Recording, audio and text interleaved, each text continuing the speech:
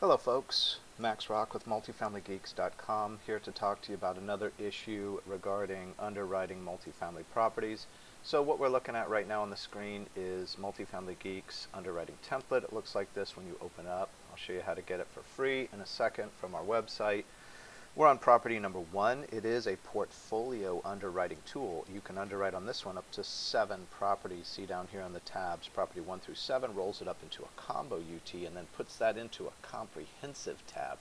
Comprehensive tab is just a full underwriting tool where you can adjust the hold period. Notice right here it says a 5-year hold. You can go from 1 to 10 years on this, right? And if it's outside of that range, I'm not sure how purposeful it is for our purposes of getting a good return on buying a multifamily, running a value add, which is essentially fixing it up and selling it. It's kind of like a fix and flip, only with a 200 to 300 unit property. You're going to spend 3 to 5 years to do it, right? That's why you get to adjust the hold period. There's also a refi scenario within that you can run or not run. And so back to property 1, let's get to the point of what this video is about. So when you look at an OM from a property and operating memorandum, right, you're gonna the broker's going to take a stab at how much can you raise rents, right? The broker knows that selling that property is based on a company like ours, which is a private equity firm, right? Raising funds from our private equity partners. We want to buy that with our private equity funds. We want to fix up the property and sell it in that hold time, and we want to make the return from that and pay out our investors. Typically our payout's 15%, right? That's typical. We've had all kinds of payouts. We've had ones that are less, where we don't hit our projections. We've had ones that are far more than that, where we've been up in the 30 and 40% per year return to our investors. So it just depends on the property and how that all plays out. But the underwriting is the basis of what we go at to determine whether this is a purchase and at what price can we get it so that we can run this return scenario, and that has to do with a value add. So typically speaking, what we're trying to do is buy a complex that needs to be refurbished. We call it repositioning in the multifamily space. We're going to reposition the units over the hold time, and that's going to accelerate our revenue. The revenue, the gross effective income revenue, will subtract out expenses and divide by the cap rate to generate a price. And so that sale price 3 to 5 years from now or 5 to 7 years from now, whatever the hold period is, will be based on what the cap rates are in that area for this type of property at the time of sale. Okay, with all that said, which is a lot of complexity, there's a basic rule that if you're going to increase, right here in the template it says additional per unit from value add. So we're saying in this template right here, and this is just blank, we don't even have it filled out for a property yet, right? This is just talking about this one part of the underwriting, which is the value add. We're saying we're going to raise rents $100 per unit, right? $100, that's quite a bit. So, say people are currently paying $800 a month for their 2-1, right, 2-bedroom, 1-bath apartment in this complex. We're going to go in and say we're raising that rent from $800 to $900. You better be doing something that's going to justify that rent increase, right? Tenants are not just going to cough up another $100. They'll move out and go to the one next door that's at $800 a month, right? Tenants are savvy. They have the ability to move. It is annoying, but it's not that complicated, and $100 a month would probably be enough to get a lot of tenants to be thinking about that, okay? So the rule of thumb is that if we're going to get $100 extra per month, we need to put in a certain amount of money to upgrade those units. So what are we going to offer tenants in that building to get them to go from their current $800 rent to a $900 rent? Well, how about new flooring, right? How about painting the cabinets, replacing the countertops in the kitchens and bath? How about replacing all the light fixtures in the unit, right? This would be considered an upgrade in an apartment building, and it's called a reposition, right? So if we're thinking of, the rule of thumb is 1.5%. Let's get to the rule of thumb. What does that mean? Let's just do some math right here. If you put $10,000, right, here's $10,000, we're going to put that into a unit. How much can we raise rents according to the 1.5% rule of thumb? We would say equals here the $10,000 times 1.5%, which is 0.015, right? Remember, when it comes to percent, the word percent means percentum, which means per 100, which means to go from 1 to 100, you move the decimal 2 places. So see the decimal here. If you moved it one place to the right, another place to the right, it'd be at 1.5%. So when you do your math calculations, and what you might have learned back in school was you take 1.5%, but divide that by 100, right? We're just doing that math and moving the decimal. Dividing by 100 moves the decimal 2 places to the left in this case. If you multiplied by 100, it would move the decimal 2 places to the right. So this is just, basic percentage. So I would probably type it in this way. I guess I'm going to just do that. 0.015 is 1.5%. So we can expect to raise rents $150. Now, it's not that simple, right? If you think you're going to raise if we think we're going to buy an apartment complex, put $10,000 into each unit, and then raise that $150 per unit per month, we need some sort of understanding of why to do that. That's where you do a comps analysis. So under the comprehensive tab, step number 10, slide over here to the right, find step number 10. Step number 10 reproduces the rent roll from the apartment building. And there's videos on this. Go watch those. It's an elaborate process, but once you do it a few times, you'll get the hang of it. And then what you have is a worksheet down here where you can analyze comps. Comps are comparable rentals in the area. So comps may be used a couple of ways in real estate. It may be used to support sales. So a comp in real estate would be, and a lot of us understand residential housing, right? Several homes sold in the neighborhood nearby at this price and this price per square foot. Right? So now when I go to sell my house, I can look at their price per square foot, multiply it by my square feet, and I have a guidance price. I have an asking price. I have a price I'm probably going to get close to if I put it up for sale.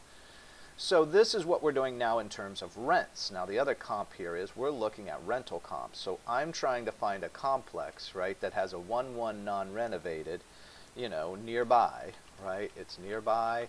They've got 1,000 unit square foot, 1-1, 1 bedroom, 1 bath, and they're renting it. Wow, it'd be nice if they're renting it for $1,500 a month. That'd be a pretty nice complex. That's $1.50 a square foot, right? This is going to start to put these projections up into the calculations to see if we can hit our comps, or if we can hit the projected rent we want.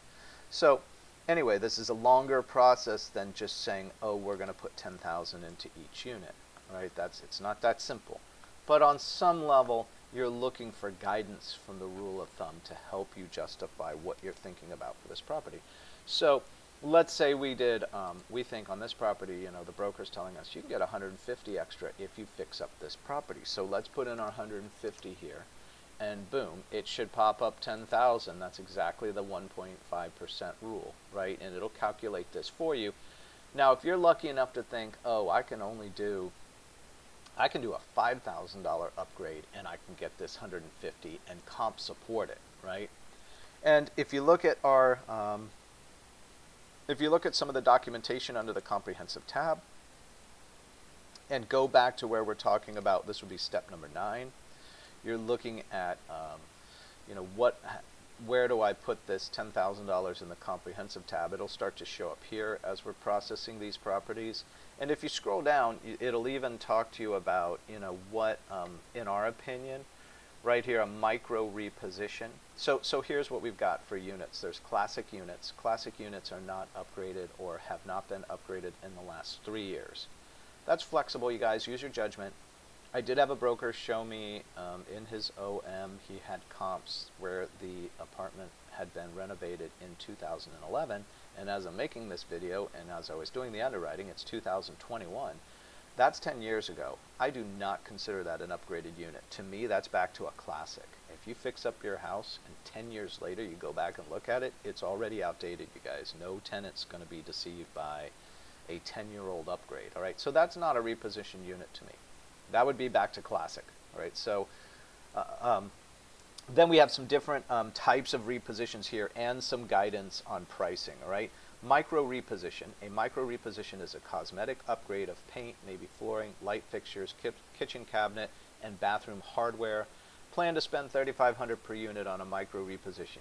You'll blow most of the $3,500 on flooring, you guys. So $3,500 is not much to fix up an apartment unit these days. Basic reposition. A basic reposition includes wood laminate flooring, lighting fixtures, kitchen hardware, bathroom hardware, white appliances, painted cabinets, new laminate kitchen and bathroom countertops. Plan to spend approximately $6,500 per unit on a basic reposition. Gold or deluxe, and these are sort of industry somewhat accepted terms. You'll see them used, but people like to come up with their own terms. But basically you're talking about 4 different levels of upgrade here. So this one's called a gold or deluxe reposition. A gold or deluxe repositioning includes all of the upgrades for the prior reposition and black appliances, engineered kitchen and bathroom countertops, gooseneck kitchen faucets, and upgraded bathroom faucets. Plan to spend approximately $8,500 per unit on a gold or deluxe reposition. Then you would have a platinum, a premium, and elite reposition, all right? And this one would be sort of the highest end of reposition you would do. And of course you're going to match your reposition to the class of the property and the class of the neighborhood and the tenants that are currently in there. So a platinum or premium or elite reposition will include all upgrades for the prior reposition plus amenities usually associated with new properties. Features include keyless entry, internet-controlled thermostat, marble or other high-end kitchen and bathroom countertops, soft-close kitchen cabinets and drawers, stainless steel appliances, and an ambiance lighting package. You may have in here Venetian the fancier wood blinds, the Venetian blinds that you can adjust. Those might be part of this elite package. Plan to spend $10,500 and up per unit on a platinum or premium or elite reposition. We bought a property, actually we didn't buy this one, we were offering on a property in a Class A area, and our upgrade was $12,000 when we added up all the components of it, right? And that was moving it to this kind of elite status. And of course, if you're spending $10,500, you expect to get back the 1.5% requisite upgrade to make this all worthwhile, right? So back to our original topic.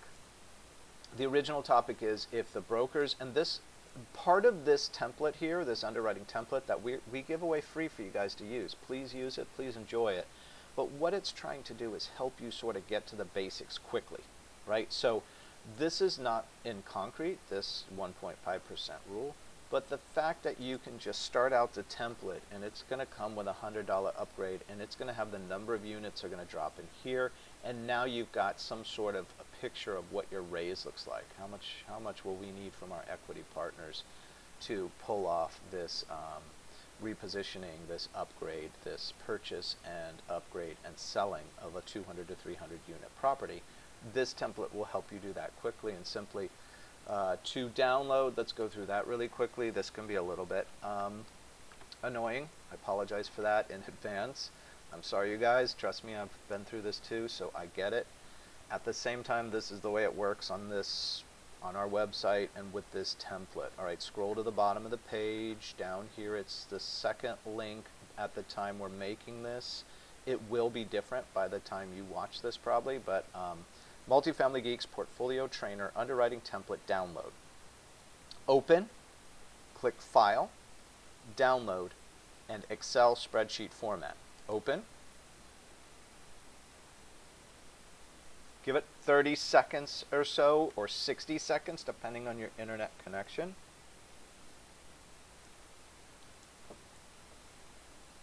Okay. Now, follow directions. File, download, Microsoft Excel version, right there. Downloads it to your download templates right here. Okay, now, the plot thickens. If you have Excel, it'll open directly in your Excel program. I do not even have Excel anymore, you guys. I use Google Docs for everything, so I use a Google Drive. If you don't know what this is, watch some of our other videos and or Google it to figure out what a Google Drive is. It looks like my old hard drive in the old days, right? But it is an air drive. And the benefit, of course, of an air drive is all of our team members, this is a team property right here. Team number 3 is sharing this. They're sharing all these properties that they're underwriting together as a team, right? So if I was in this and I had, to go back and do this, I would say new. I would open a new file folder. We use a numbering system for ours, right? We keep them all numbered, and I kind of forget what we're on right now. Just a glance at what this folder's on right now. This one's up to 108, so say we did a new one. We called it new folder. We called it 0109. Use a system because you'll have so many properties in here, and if you've got different teams, we have 5 different teams running underwriting, so stay organized, all right? And this would be temporary, right? Create. Let's go into it. Now in the folder, I will say new, file upload, and then find downloads, right? Downloads are right here. Here's the one I just downloaded, this one. Open.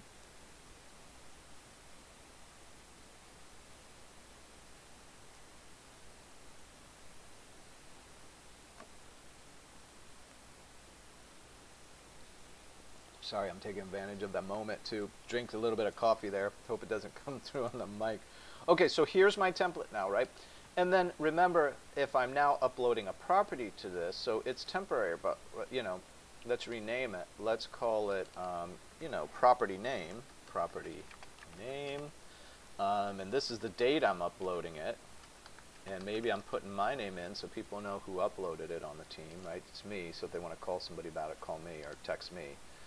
And then now I'll go new, file upload, and I'll put in the OMT12, etc., right? And it will start to look something like one of these. Let's look at 108, which is now waiting for documents. So let's pick 107 maybe.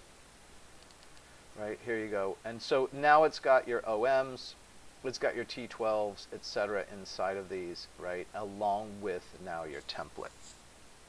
Okay, so, and just to show you that last step, in this one we just set up, we just put in that template. Now when I click, I don't have Excel on my computer, you guys. It's opening in Google Sheets. Yeah, it's not perfect. If you know about Google Sheets versus Excel, correct. You're correct. It's not perfect. And I would not upload and download to your drive back and forth. It does drop out formulas on occasion. We've had, cases where team members, they don't like working online, or their online connectivity isn't that great. So they prefer to work on their hard drive, especially us older folks do that, by the way. So they'll download it to their computer, fill this out, upload it back up to the drive, and now it's gone up and down to the air drive 2-3 times, and we've literally seen some of these, some of the formulas get corrupted and or just drop out altogether. All right, but now I would be ready to fill this out for the property in question. All right, well, I hope that helps. Follow the 1% rule there and see if that helps you work through some properties, and give us some questions via chat or anything else, or our numbers on the website, okay? Hope this helps. This is Max Rock with MultifamilyGeeks.com. Thanks, you guys. Bye.